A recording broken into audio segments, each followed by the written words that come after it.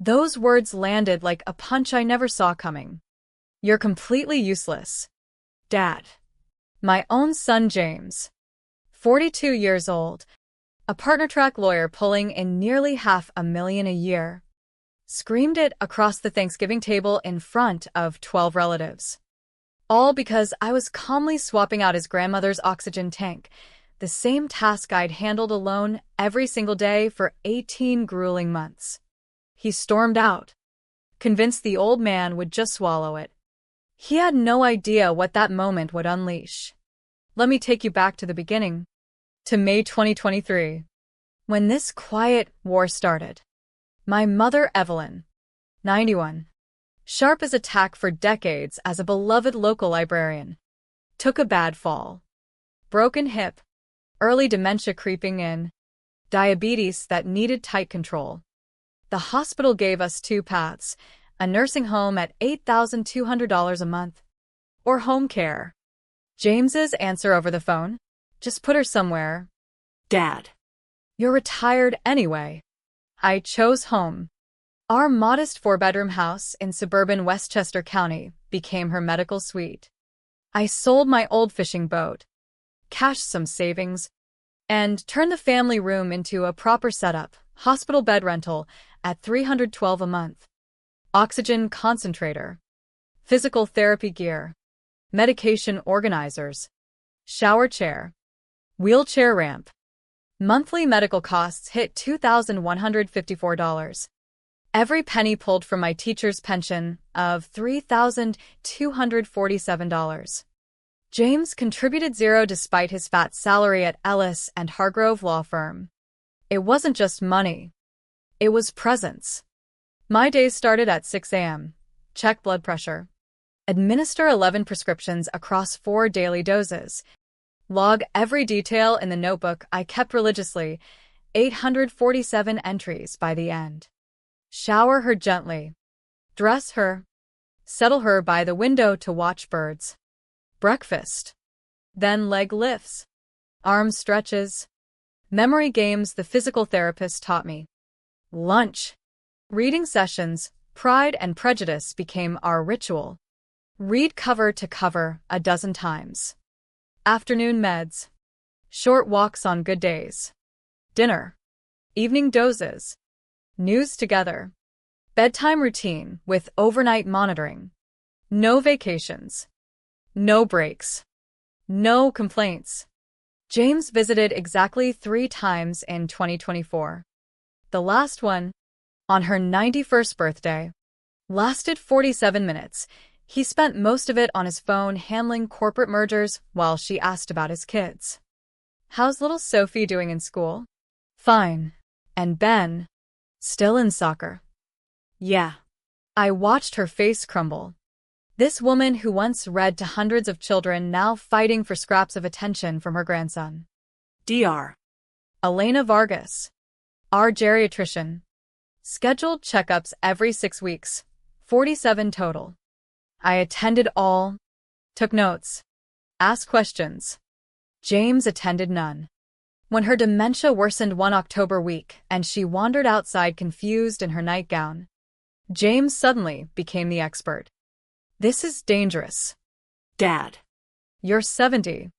In over your head. She needs professionals. I was 68. But details like that never stuck with him. Then came the phone call that shattered everything. November 28th. 3 days after Thanksgiving. I was helping Evelyn with lunch when the nursing home called confirming paperwork with my forged signature on admission forms, financial responsibility, medical authorizations, 8 pages that would strip my authority. The deposit alone was $16,400. James had slipped in while I was at a specialist appointment and forged it. I confronted him. He admitted it casually. I moved things along. This is happening whether you like it or not.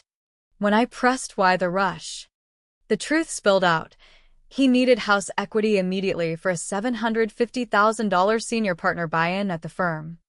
The home, jointly owned 50-50 since estate planning during my late wife's cancer battle in 2019, was his shortcut.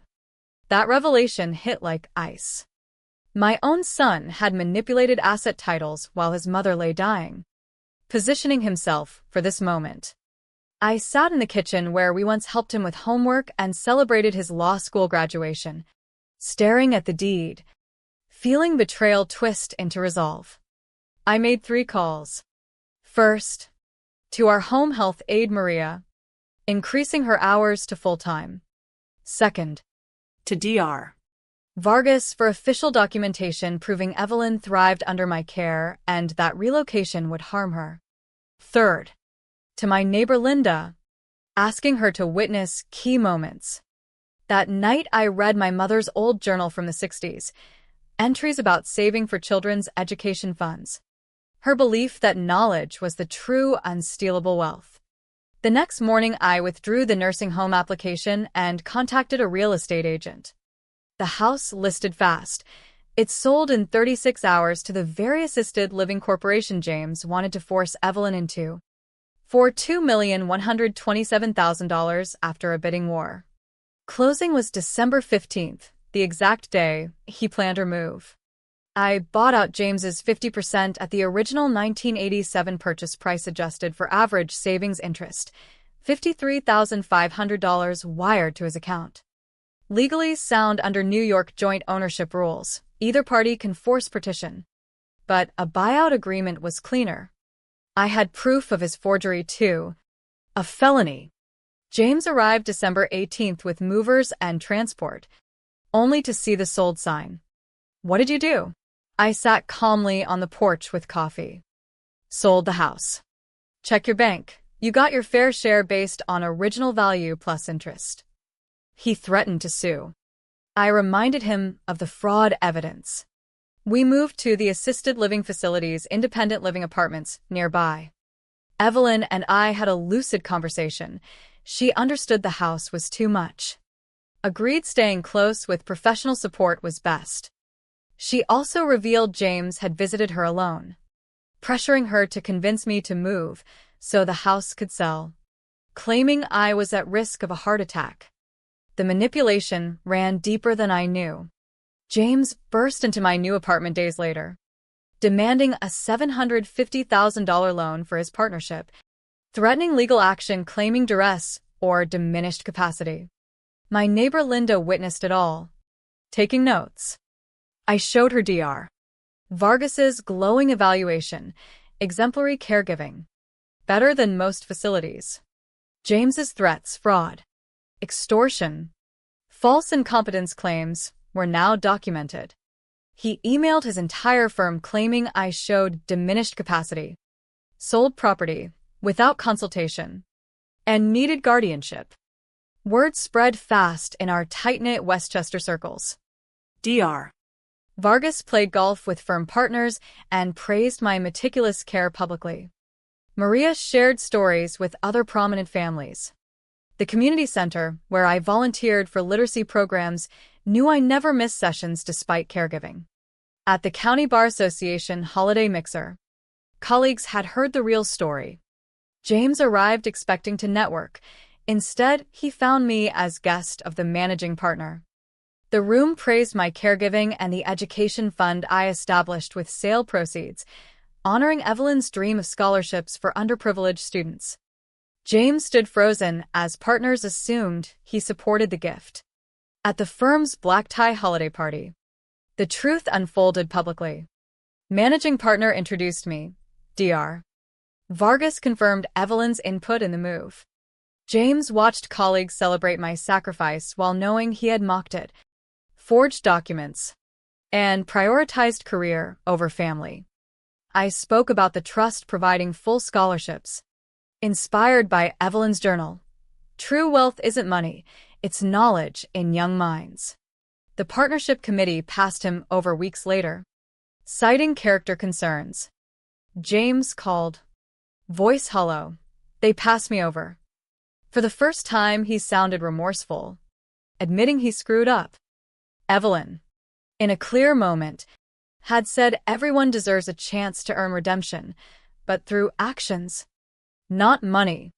6 months later, James visits Evelyn twice weekly, reading to her, helping with small tasks. He hasn't made partner yet, but shows up consistently.